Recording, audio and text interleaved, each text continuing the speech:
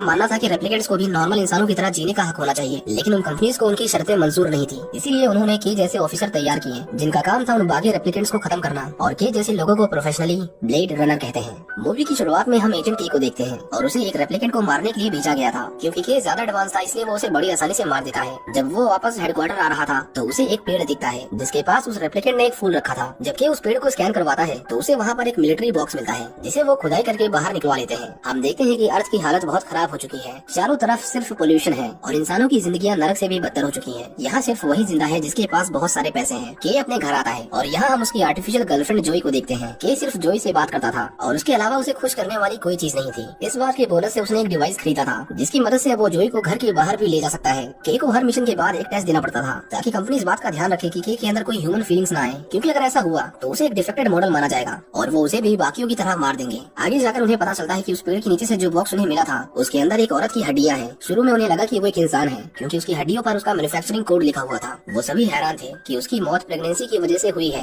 क्योंकि रेप्लिकेंट्स बच्चे पैदा नहीं कर सकते, उनके लिए ये इम्पॉसिबल है। एजेंट के की बॉस जोशी उन्हें कहती है इसके बारे में किसी को पता नहीं चलना चाहिए और वो के को उस बच्चे को ढूंढ कर मारने के लिए कहती है। अब के को लोगों को मारने के बाद कोई दुख या कोई खुशी महसूस नहीं होती थी, लेकिन इस बार उसे किसी ऐसे को मारना था जिसने जन्म लिया है, न कि उसे किसी कंपनी ने बनाया है। के इसके बाद कंपनी के रिकॉर्ड्स की जांच करना शुरू करता है। वो बॉडी 30 साल पुरानी थी और इतने पुराने रेप्लिकेंट्स का डेटा मिलना मुश्किल था। वहाँ उसकी मुलाकात लव से होती है जो कंपनी के लिए काम करती थी। वो उसे पुराने डॉक्यूमेंट्स में से उस औरत के टेस्ट रिपोर्ट्स निकाल कर देती है। लेकिन 30 साल पहले किसी इंसान और रेप्लिकेंट में फर्क कर पाना इतना आसान नहीं था। के को रिक डेकेट नाम के एक आदमी के बारे में पता चलता है और वो भी 30 साल पहले ब्लेड रनर हुआ करता था, बिल्कुल के की तरह। के उसकी तलाश में निकल जाता है। इन सभी रेप्लिकेंट्स को बैलेंस बनाता था और उसके लोग और भी एडवांस रेप्लिकेंट्स पर काम कर रहे थे, पर वो उनसे खुश नहीं था। और वो जब खुश नहीं होता था तो वो उन्हें ब्लेड से काट कर मरने के लिए छोड़ देता था। उसे जानना था कि एक रेप्लिकेंट ने एक बच्ची को कैसे जन्म दिया, क्योंकि इतने सालों में वो खुद ऐसा कुछ नहीं कर पाया था। इसके बाद हम उनके शहर की एक झलक देखते हैं जहाँ सिर्फ पैसे वालों का ही दबदबा था और गरीब लोग सारे छोटे और नीच काम करते थे। जब लोगों को पता चलता है कि के ने एक और रेप्लिकेंट को मारा है तो कुछ लोग उसके ऊपर नजर रखने लगते हैं। के उस घर पर दोबारा आता है और उस घर में आग लगा देता है क्योंकि उसे उस राज को राज ही रखना था। लेकिन वो उस पेड़ के नीचे एक डेट को देखता है जिसे देखकर उसे कुछ याद आने लगता है। उसे याद आता है एक लकड़ी का खिलौना जिसके नीचे बिल्कुल वही डेट लिखी हुई थी। उसे लगा कि ये शायद कोई इत्तेफाक है, लेकिन जब वो पिछले 30 सालों में पैदा होने वाले बच्चों की लिस्ट निकालता है तो उसे पता चलता है कि उस औरत की हड्डियों का डीएनए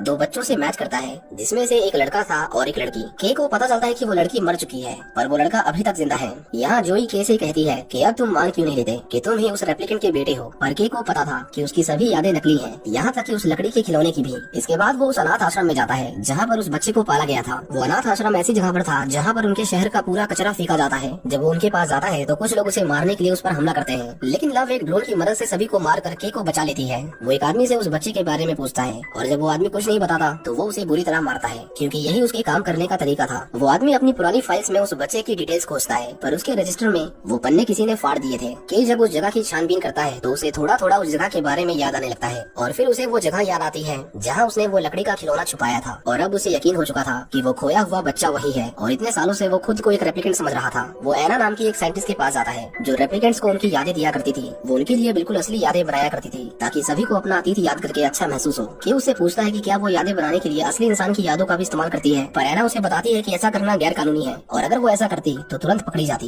एना उसके ब्रेन को स्कैन करती है और उसे बताती है कि उसके खिलौने वाली यादें बिल्कुल असली हैं। वो ये सुनकर गुस्से से पागल हो जाता है और एना भी उसे इस हालत में देखकर रोने लगती है क्योंकि अब उसकी जिंदगी नरक से भी बदतर होने वाली थी। वो जैसे ही वहाँ से बाहर निकलता है पुलिस उसे गिरफ्तार कर लेती है। उसका एक बार फिर से टेस्ट लिया जाता है और इस बार वो टेस्ट में फेल हो गया था क्योंकि अब उसके अंदर डर था। कि जोशी से झूठ बोलता है कि मैंने उस बच्चे को ठिकाने लगा दिया है, लेकिन टेस्ट में फेल होने की वजह से जोशी उसे 48 घंटे का समय देती है दोबारा से उसे पास करने के लिए। वो निराश होकर अपने घर आता है और उसके चेहरे पर फिर से वही मायूसी थी। हम देखते हैं कि उसके घर में वही प्रोस्टिट्यूट आई थी जो के का पीछा कर रही थी, लेकिन फिलहाल उसे जोई ने बुलाया था ताकि थोड़े ही समय के लिए पर के खुश रह सके। जोई उसकी बॉडी को कवर कर लेती है और उस रात के और वो लड़की इंटीमेट होते हैं। वो लड़की बहुत चालाक थी। वो उसकी जैकेट में एक ट्रैकर डाल देती है क्योंकि उसकी गैंग का काम था ब्लेड रनर्स को मारना। उसके जाने के बाद जोई के से कहती है कि वो उसे एम्यूलेटर में ट्रांसफर कर दे, लेकिन के ऐसा नहीं करना चाहता था क्योंकि अगर उस एम्यूलेटर को कुछ भी हुआ तो जोई भी खत्म हो जाएगी। पर जोई की रिक्वेस्ट पर के उसके सारे डेटा को ट्रांसफर कर लेता है और ऐसा करते ही कंपनी जो जोई के जरिए उस पर नजर रख रही थी वो चौकन्नी हो जाती है।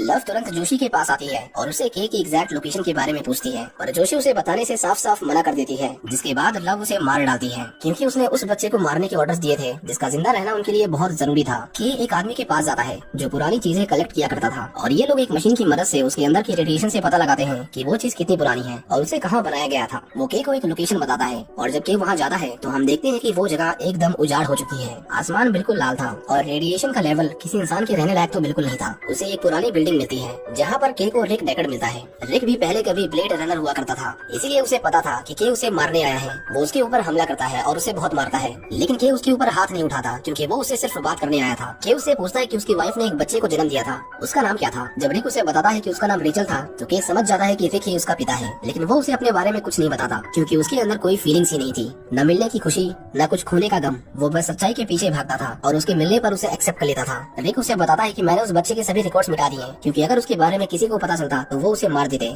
इसके बाद हम देखते हैं कि लव ने के को ढूंढ लिया था और उसे पकड़ने के लिए बहुत सारे एडवांस रेप्लिकेंट उसका पीछा करते हैं। वो रिक को पकड़ लेते हैं और के को बुरी तरह मारकर उसे मरने के लिए छोड़ देते हैं। लव उस एमुलेटर को भी तोड़ देती है जिसमें जोई को उसने स्टोर किया था और इस तरह के उस जगह पर अपनी आखिरी सांसें गिन रहा था। कुछ घंटों के बाद हम देखते हैं कि के को कुछ लोगों ने रेस्क्यू कर लिया था, वो अभी तक जिंदा है। उस लड़की ने उसे ट्रैकर की मदद से ढूंढ लिया था। फ्रेशिया नाम की एक औरत उसे मिलने आती है जो उसे रिक और उस बच्चे के बारे में पूछती है। वो कहती है कि जब रेचल ने उस बच्चे को जन्म दिया था तो वो वहीं थी। वो बच्चा उम्मीद है कि रेप्लिकेंट्स भी किसी को जन्म दे सकते हैं और हम किसी के गुलाम नहीं जिसे कोई कंपनी प्रोग्राम करके अपने काम करवाए। लेकिन जब फ्रेशिया उसे बताती है कि वो बच्चा कोई लड़का नहीं बल्कि लड़की है तो के एक बार फिर से असमंजस में पड़ जाता है। फ्रेशिया उसे कहती है कि अगर तुम्हें लगा कि वो बच्चा तुम हो तो ये तुम्हारी गलतफहमी है। वो कहती है कि रिक भी हमारे साथ था लेकिन फिलहाल उन लोगों ने उसे पकड़ लिया है, इसीलिए तुम्हें उसे मारना होगा क्योंकि अगर उन लोगों ने उससे सच निकलवा लिया तो हम रेप्लिकेंट्स हमेशा गुलामी की जिंदगियां ही जिएंगे। दूसरी ओर हम वेलेस को देखते हैं जो रिक से उस बच्चे के बारे में पूछ रहा था। वो उसकी वाइफ रेचल का सिर दिखाकर और उसके जैसा एक दूसरा मॉडल दिखाकर उसे इमोशनली मैनिपुलेट करता है, पर रिक उसे कुछ बताने को तैयार नहीं था। कि वापस अपने शहर आता है और वो देखता है जोई को जिसे कंपनी किसी खिलौने की तरह बेचा करती थी। उसे एहसास होता है कि जोई कोई इंसान नहीं और उसकी लाइफ में कोई खुशियाँ नहीं है, न ही ऐसी कोई चीज है जिससे उसे खुशी मिले। लेकिन अब उसे एक मकसद मिल गया था। उसे समझ आ गया था कि सच्चाई का साथ देना और उसके लिए लड़ना ही सबसे बड़ी इंसानियत है। ये पल उसके लिए बिल्कुल वैसा था जैसा कभी रिक ने महसूस किया होगा कि उसे किसके साथ रहना है और किसके खिलाफ। हम देखते हैं कि लव रिक को बांधकर टॉर्चर करने ले जा रही थी, पर के उन्हें ढूंढकर उनका पीछा करता है। वो उनके सभी लोगों को मार देता है और लव का व्हीकल भी डैमेज होकर क्रैश कर जाता है। वो रिक को मारने नहीं बल्कि उसे बचाने आया था। वो लव के ऊपर गोली चलाता है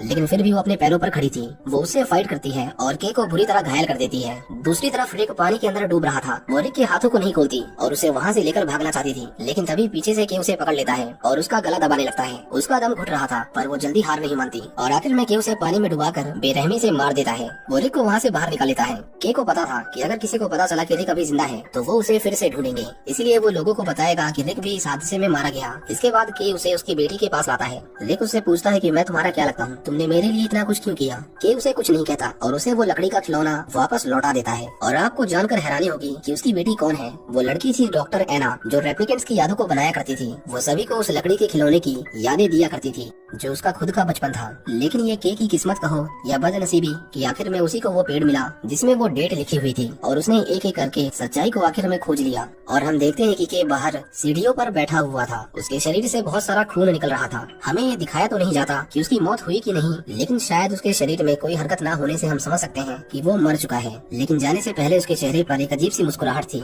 जैसे उसने अपनी जिंदगी का मकसद पूरा कर लिया हो। और यहाँ पर ये मूवी खत्म हो जाती है। उम्मीद करता हूँ कि आपको ये मूवी पसंद आई हो।